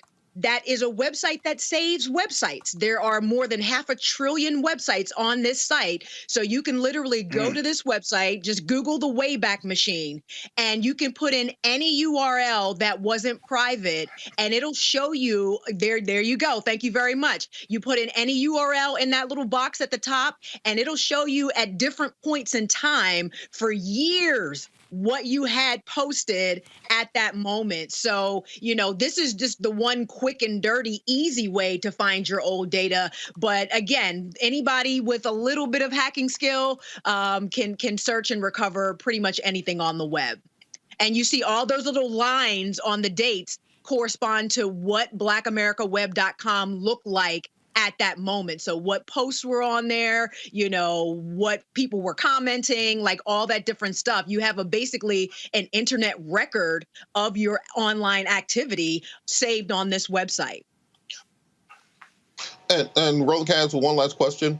Yeah. Sure. So my other question would be: recently, we've seen people like Kevin Durant get in trouble for burner accounts. Mitt Romney got caught with a secret troll account at one point in time. We also continue to see celebrities have their direct messages or their inbox messages leaked to the public. What can the average person do to stop their troll account from being discovered, or to stop instant messages or direct messages from being leaked to publicly? Well, the first thing I'll say before Stephanie does is don't get a damn troll account. That's just first. Well, I'm just saying that's first. That's it. That's just first. All right, that's just first. The second thing is, like, it kills me, Stephanie, when people who I actually know send me a DM. I'm like, your ass got my number. I'm like, send a text. I know. It's so bad. I mean, because the thing is, it's human nature. It's not even a function of the internet necessarily. It's human nature to screenshot stuff and leak stuff. You know, stuff isn't getting leaked because the internet is leaking. Stuff is getting leaked because human beings are leaking it. So you have to know, who you're sending these DMs to and who has access to these burner accounts and things like that. And you have to understand that because you think that you're not associated with the account does not protect you. Your privacy settings and things like that won't always save you. So you have to understand that anything you put out there, I mean, we got IP addresses that are automatically connected to the things that you do. Anything you put out there, you have to understand that may eventually be surfaced. Okay, so what about so Stephanie, what about when we hear about these encrypted apps? WhatsApp says they have encrypted features. Right. Some folks don't believe it. Go to my computer. A lot of people are really using Signal. They're using Signal to be able to send messages back and forth, and that are encrypted. So first of all, explain to people what it actually means when it said that this app is encrypted from phone to phone. What does that mean? Mm-hmm. So yeah, end-to-end encryption means that once you type the message into yours on the app on your side, you see it as regular text, but the app itself will encrypt that message, that data, send it to whomever, and it doesn't get unencrypted until they see it on their phone. So you too, allegedly, are the only people that will actually see the content of that app. The platform, the people that work at the platform won't see it. They can't hand those records over to any sort of government, entity. Allegedly, you two are the only two people that are supposed to see that message. So that's what it means, because if it wasn't end-to-end encrypted, that message would live on that platform servers. So if they did get subpoenaed by authorities or law enforcement, they could turn that information over to them. If they got hacked, somebody could grab that information that way. But the fact that it's encrypted means that only you and only the person you send that message to are supposed to be able to see it. However, that still does not solve the problem of human nature. And if that person happens to take a screenshot, or if somebody gets a hold of your phone and opens it up and sees that message and takes a picture of your phone, that information can still get out there. So even though on the Signal app, you can do disappearing messages, what people have to understand is you can set disappearing in 5 minutes. To your point, the person on the other end could still do a screenshot. Right. And that was the whole thing with Snapchat. When Snapchat first came out, that the whole cachet around Snapchat was like, oh, just 5 seconds, 10 seconds. And that's why everybody was sending nudes and thinking that they were going to get away with sexting, with impunity, basically. But nobody considered the screenshot, and nobody considered the fact that new apps like Snap Save were going to be created that could save the messages before you knew that anybody took a screenshot, and nobody would ever have to take a screenshot. So I don't doubt that there's something out there now, or something being worked on, that could save a Signal message or a WhatsApp message before you know it's being saved, or without your knowledge that it's being saved. So it's just a matter of thinking before you hit that send button, honestly. And there's another one out there. Go to my computer real quick. It's called Wire. And they same thing. They are Wire is just like Signal, I think this is from Switzerland. So there are some people who don't, because Signal is from where? So is that a U.S.-based app? That's a good question. I'm not. I'll look it up. Yeah, because I know some people who are like, hey, I ain't trusting Signal. I'm gonna go to the Swiss app. They real good about protecting stuff. Seriously. I'm not gonna tell you. There's a very rich person who turned me on the Wire. Who was like, yeah, I use Wired, and I was kind of like, okay, all right, but all right, cool. Listen. If that works for you, but again, you're at the mercy of the person you're sending the message to as well. Right, absolutely. Anything else about protecting folks before they get their butt kicked with his digital footprint? It really just boils down to being very mindful and intentional about what you do on the internet. We can use the internet for a lot of things. Social media can be fun. You can make some money. You can, change the world. You can do a lot of different things, but you just have to think about it first.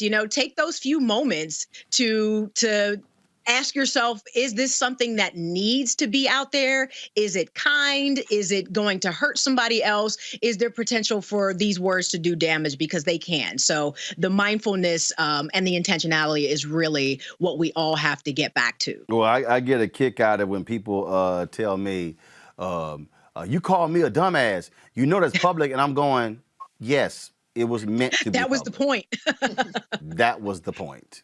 Yes, it was. And so, yeah, I love it when people sit here and go, you cussed me out. Yes, I did. That was intentional. So, Listen, yeah. That's a part of your brand, though. I'm like, first of all, the show's called Unfiltered. So I'm like, what the hell were y'all thinking? Everybody's not going to be able to get away with that. It was just sort of crazy. And I just, I tell people all the time that, look, first of all, I remember I was on a Clubhouse chat and they were like, okay, y'all, this conversation's off the record. I'm like, no, it's not. No, it's not. I'm like, it's 2,000 people in here. You think somebody can't record this? I said, y'all, I can take one iPhone, hit voice memo and hold up to the phone and record. I said, if you dumb enough to sit here and think this is off the record, and I had to literally explain to people what actually off the record is. Off the record is just like a signal. I have to trust the other person who I'm confiding in is not going to reveal it. Mm-hmm. That's all. It's all based upon do I trust Scott gonna keep his mouth shut? Nope. I don't trust Kappa. Depending on what we do. That's right. Nope. I don't trust Kappa.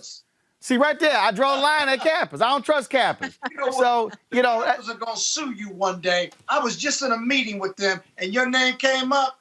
And I'm going to tell you, you better watch your mouth on Kappas, because I'm going to tell you, they got their eye on you now. You got a target. You're a target, the way you talk to me. They don't like the way you talk to me. The Kappas probably need to sue me after that embezzlement y'all had your national office. But we're going to leave that alone. See, you walked right into that one. That got the lawsuit. Yeah. Get your lawsuit. Yeah, that cost y'all about $3 million, huh? Sir. The tea has been spilled. That cost y'all about $3 million, huh? No, it didn't. We got that resolved. Yeah, okay. Anyway, can we talk about something that money went to the casino. Yeah, see? You open this can of whoop ass, and I'm just simply revealing it. Y'all, show Stephanie's book, please. Y'all, here's the title of her book. Thank you very much. Don't let your digital footprint kick you in the butt.